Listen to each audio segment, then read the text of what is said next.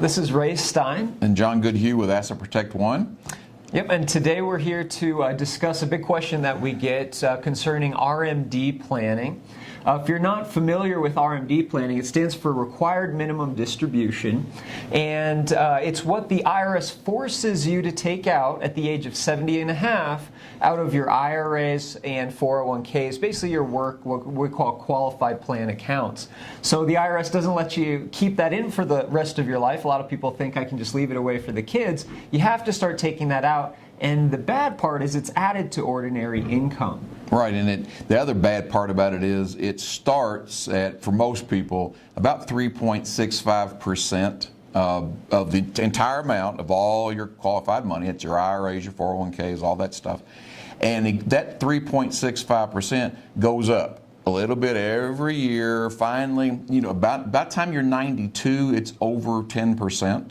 And so most people, they don't like that. And at that age, you're probably not thinking about it too much. It's harder to plan. Right, and so the big problem there is, like Ray said, is it adds to your taxes. And so there are some ways to combat that.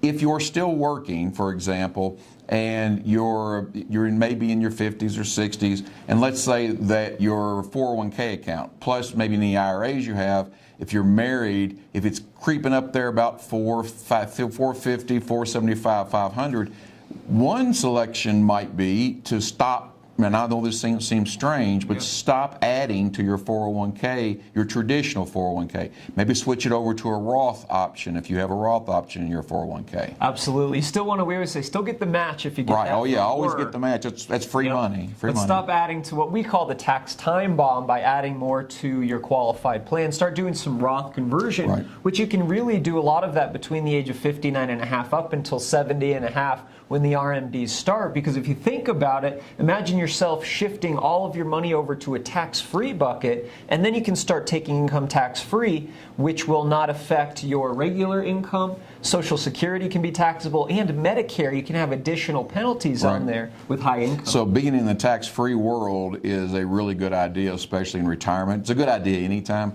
And Ray said up to 70 and a half. You can do Roth conversions after 70 and a half. It's not a problem if you're a little older.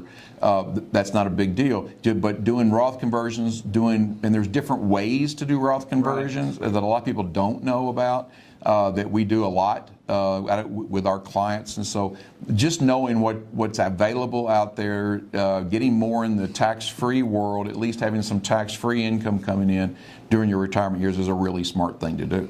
It really is. Like John said, there's many ways to do that. So if you have any questions about that, we'd be happy to talk to you. Thank you. Give us a call. Thanks.